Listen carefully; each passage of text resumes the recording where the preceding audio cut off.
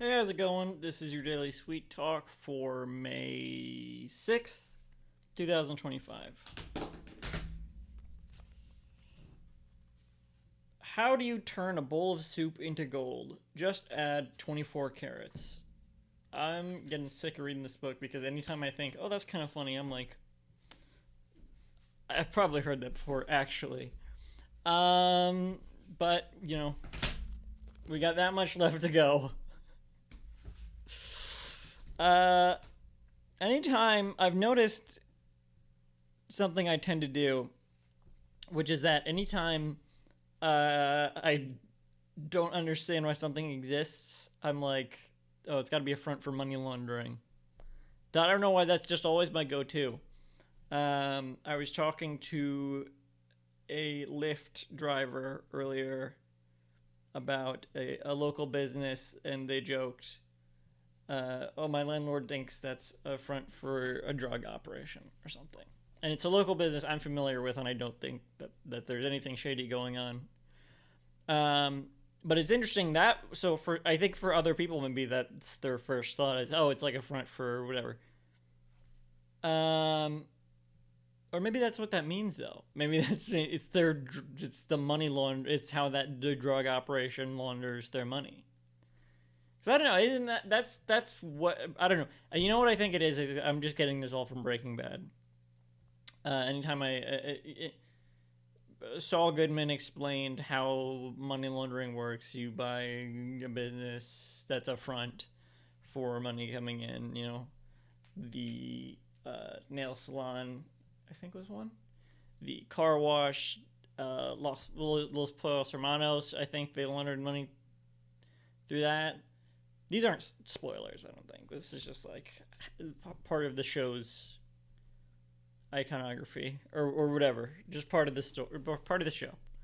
Um, there's and so like for one thing, and I'll call out a business specifically that I've been curious about recently, and I've talked about before. I think I posted to my Instagram story. I maybe talked about it elsewhere. I don't know. I've been just telling people about it because it's so bizarre to me.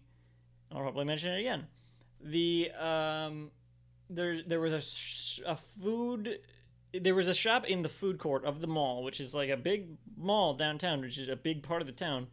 And then right in the food court where the subway used to be, there was a place called Mochi Dough, which sold mochi donuts. Makes sense. Shut down temporarily, maybe just closed permanently. But then a new thing came in its spot called Mochi City. I'm explaining it really badly right now.